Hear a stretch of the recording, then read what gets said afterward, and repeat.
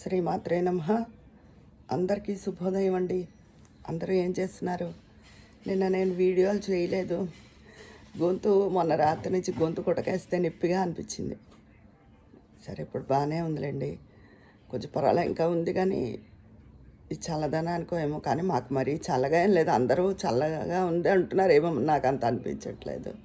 కొంచెం తగ్గినట్టే ఉంటుంది. మహా అయితే ఈ 10 రోజులు ఉంటుంది పండగ వెళ్ళేదాకా. శీతాకాలం అన్నాక మాత్రం లేకపోతే ఎలాగా.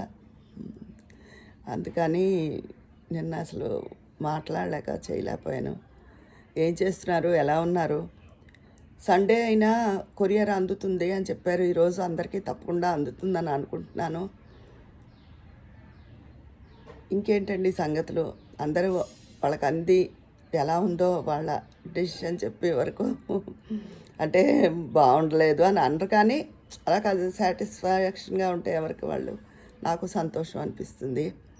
అందులో ప్రింటెడ్ బ్లౌజులు పెట్టాను పైన. అంటే శారీలో బ్లౌజ్ ఉంది, కానీ అలా కట్ చేసి పెట్టకూడదు కదా. అందుకని ఎవరు వాళ్ళే కట్ చేసుకుని కుట్టించుకుంటారని మామూలుగా ప్రింటెడ్ బ్లౌజెస్ పైన పెట్టాను. అది సంగతి అండి. ఇంకేంటి అయితే, మనం ఎప్పుడు ఏ విషయం పట్లైనా మంచిగా ఉండాలి అనే ఆలోచిస్తాం. కానీ ఒక్కొక్కసారి ఆ ఆలోచనలలో తేడా వస్తుంది. మనం అనుకున్నట్టే జరగదు. మరి జీవితం అంటే అంతేగా. కొన్ని కర్మానుసారం జరుగుతాయి, కొన్ని మనకు సంకల్ప బలాన్ని బట్టి జరుగుతాయి. అంటే సంకల్ప బలం ఎక్కువ ఉంటే కర్మను కూడా జయించవచ్చు సద్బుద్ధితో అని కూడా ఉంది.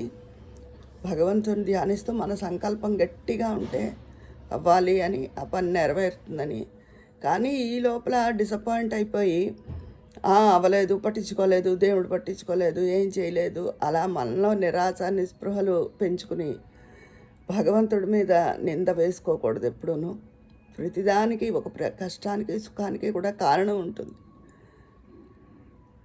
ఏదో చెప్పేయడం అని కాదు. రకరకాల మనుషుల్ని, రకరకాల పరిస్థితుల్ని నేను చూశాను.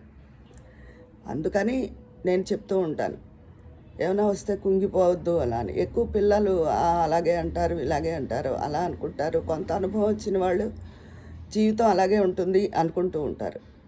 ఎప్పుడు మీ సంకల్పాన్ని గట్టిగా ఉండాలా చూసుకోండి. భగవంతుడి మీద భారం వేయండి. అది అలాగే అన్నీ అని కూడా జాతకాలు అవి కూడా ఫాలో అయిపోవద్దు.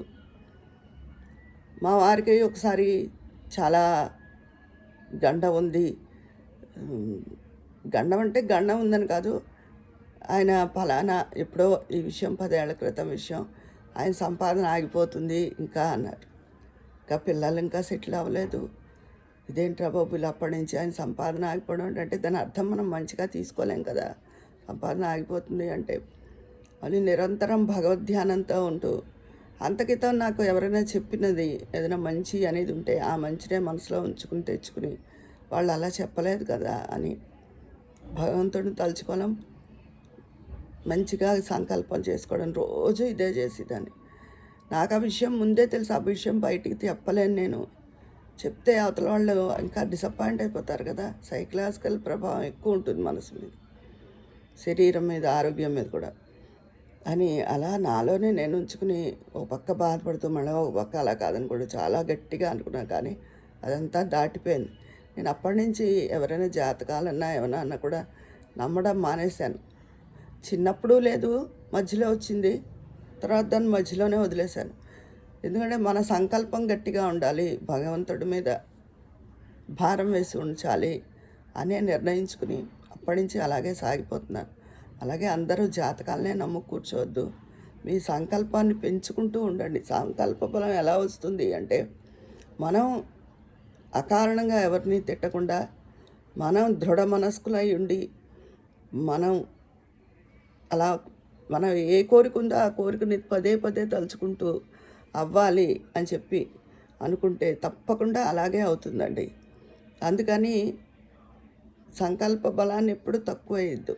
చాలా పెద్దది సంకల్ప బలం అన్నది.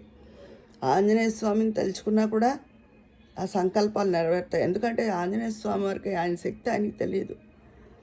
అందుకని ఆయన శక్తిని ఎవరైనా గుర్తు చేస్తే ఆయన ఏ పనైనా అవలీలగా చేసేయగలుగుతాడు. అలాగే మనలో ఉన్న శక్తి మనకు తెలియదు. మనమే ఆయన్ని తలుచుకుని మన సంకల్ప బలాన్ని పెంచుకుంటూ ఉండాలి. అంతేగాని అన్నింటికీ జాతకాలకు వెళ్ళి నిరుత్సాహపడకూడదు. ఉద్యోగాలు అవని ఇప్పుడు పెళ్ళిళ్ళు ఒక సమస్యగా అయిపోయాయి కదా. పెళ్ళిళ్ళ విషయంలో అవని అందరూ దృఢమైన మనసుతో ఉండి మన సంకల్ప బలాన్ని పెంచుకోవడానికే ప్రయత్నించండి. జాతకాలని వాటిని నమ్మి గుడ్డిగా వాటిని ఫాలో అవ్వద్దు. అది సంగతి. ఇదండి ఈరోజు నేను చెప్పదలుచుకున్న విషయం. మళ్ళీ వంట వీడియోతోనో రేపు మరిన్ని విశేషాలతోనో వస్తాను. మీ అభిప్రాయాలు కామెంట్ బాక్స్లో తెలియజేసేయండి. మరి అక్కడ మాట్లాడుకుందామా? ఉంటాను. మీ స్నేహితురాలు విజయ పన్నాల.